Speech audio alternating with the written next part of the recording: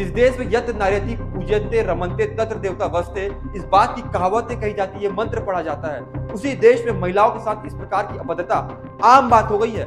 आप बता दें कि पूरी जो घटना है वो अंबिकापुर की है। 3 अप्रैल की वो सुबह थी जब लोग अपने घर से निकलते हैं महामाया मंदिर जाने के लिए और उन्हें दिखता है कि रोड के बगल में फुटपाथ में एक महिला का शव जो है वो लहूलुहान तरीके से पड़ा हुआ है। इसके बाद आज तारीख 5 अप्रैल है। अब पुलिस अभी तक आरोपियों को पकड़ नहीं पाई है, लेकिन हमेशा की तरह ये सियासी बयानबाज बाज नहीं आ रहे। अभी भी इसमें सत्ता और विपक्ष आमने सामने है। पुलिस विभाग जल्द से जल्द इस हैवान को गिरफ्त में ले, पूरी जांच हो और कड़ी से कड़ी कार्रवाई, मृत्यु दंड की सजा मिलने योग्य ये प्रकरण है। वो पकड़ पर नहीं आया है, लेकिन शीघ्र ही अपराधी भी पकड़ में आएगा। दोस्तों, इन दोनों सबसे बड़े नेताओं की बातें सुनकर के आपको स्पष्ट तो हो गया होगा कि इस पर कार्रवाई की जाएगी, इस पर कार्रवाई करेंगे। जरा सोचिए, पहले एक महिला का रेप किया जाता है, उसके बाद उसका सर जो है पत्थर से कुचल दिया जाता है, उसके बाद उसके प्राइवेट पार्ट पर पानी की बोतल डाल दी जाती है।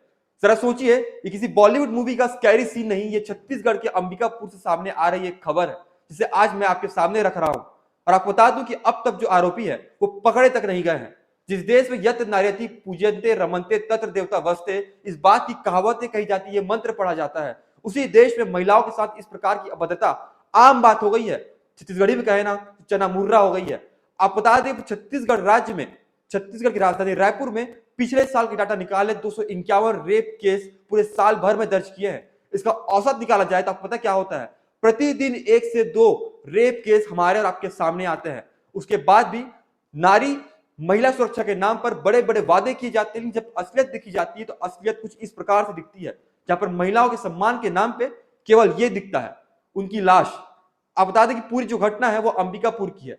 3 अप्रैल की वो सुबह थी जब लोग अपने घर से निकलते हैं महामाया मंदिर जाने के लिए और उन्हें दिखता है कि रोड के बगल में फुटपाथ में एक महिला का शव जो है वो लहूलुहान तरीके से पड़ा हुआ है। उस महिला का शुद्ध-बुद्ध खो चुका था। ये पूरी बात की जानकारी वो स्थानीय पुलिस को देते हैं, तो कोतवाली पुलिस वहां जब पहुंचती है तो महिला को उस समय ही डेड डिक्लेयर कर दिया जाता है। उस समय महिला की शिनाख्त नहीं की जा सकती थी, क्योंकि महिला का सर इतनी बुरी तरीके से कुचला गया था कि उसका शकल पहचान में ही नहीं आ रहा था। इसके बाद फॉरेंसिक टीम आती है, डॉग स्क्वाड आता है, पूरे मामले को खंगाला जाता है तो पता चलता है जो महिला है वही आसपास की रहने वाली है। सूचनात्मक कारणों से हम महिला का नाम आप तक नहीं बता सकते, लेकिन आप पूरी घटना को सुनिए कि इसके बाद क्या हुआ। इसके बाद आज तारीख 5 अप्रैल है। अब पुलिस अभी तक आरोपियों को पकड़ नहीं पाई है, लेकिन हमेशा की तरह ये सियासी बयानबाज बाज नहीं आ रहे। अभी भी इसमें सत्ता और विपक्ष आमने सामने है। इस पूरी घटना पर छत्तीसगढ़ के उप मुख्यमंत्री टी.एस. सिंहदेव क्या कह रहे हैं वो सुनिए। बीती रात अंबिकापुर में एक बहुत ही स्तब्ध करने वाली घटना सामने आई, जिसमें हमारे बीच के सरगुजा की एक बेटी से एक महिला के साथ निर्भय प्रकरण जैसी वारदात हुई। सर कुचल के महिला को मारा भी गया, हत्या की गई, दुराचार किया गया। सीसीटीवी में घटनाएं सामने आई हैं, रिकॉर्डिंग मिली है। हम सब उम्मीद करेंगे कि पुलिस विभाग जल्द से जल्द इस हैवान को गिरफ्त में ले, पूरी जांच हो और कड़ी से कड़ी कार्रवाई। व्यक्तिगत मेरी राय, निर्णय हालांकि कोर्ट में होगा। मृत्यु दंड की सजा मिलने योग्य ये प्रकरण है। आने वाले समय में ऐसी घटनाएं ना हो, गश्त और बढ़े। इस दरमियान सीसीटीवी में जो वारदात सामने आई उससे ऐसा प्रतीत होता है कि 2-3 घंटे तक ये प्रकरण घटित होता रहा। गश्त होती तो शायद बचा जा सकता था। इस घटना से जानकारी लेकर हम लोग और सजगता से व्यवस्था बनाएंगे, ऐसा मेरा विश्वास है। और मैं ये भी विश्वास रखना चाहूंगा कि जल्द से जल्द ये हैवान पुलिस की गिरफ्त में आ जाएगा और न्यायालय के माध्यम से कड़ी कार्रवाई, कड़ी से कड़ी सजा, मृत्यु दंड की सजा भी मिले। अभी आपने सुना छत्तीसगढ़ के उप मुख्यमंत्री टी.एस. सिंहदेव को। अब आप जरा सुनिए छत्तीसगढ़ के उप मुख्यमंत्री वर्तमान में विजय शर्मा जी को कि वो क्या कह रहे हैं। अंबिकापुर की घटना ध्यान में आई है और स्थानीय वहीं के लोग हैं। घटना होने के उपरांत पुलिस ने कार्यवाही शुरू की है। अभी तक प्राप्त जानकारी के आधार पर लगभग इस बात को चिन्हांकित कर लिया गया है कि किसने ये किया है।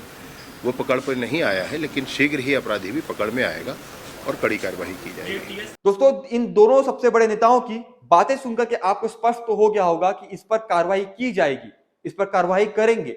जरा सोचिए, जिस छत्तीसगढ़ प्रदेश को कभी शांति का टापू कहा जाता था, उस छत्तीसगढ़ में कभी अफीम की खेती होती है, तो वहां पे जो है छत्तीसगढ़ राज्य देश भर में दारू पीने पर या शराब का सेवन करने पर सबसे नंबर 1 राज्यों में से एक है।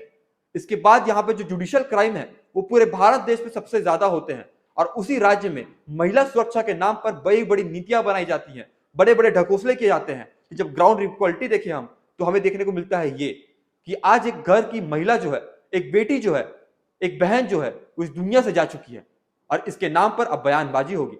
लेकिन आप बताइए, अभी तक पुलिस जो है आरोपी को पकड़ नहीं पाई है। अगर पकड़ भी ले तो क्या ऐसी घटनाएं आगे होना बंद हो जाएंगी? ये सारी बातें आपको क्या लगती हैं? आप कमेंट बॉक्स में जरूर बताएंगे, और ऐसी खबरों के लिए बने रहेंगे सीजी भास्कर के साथ।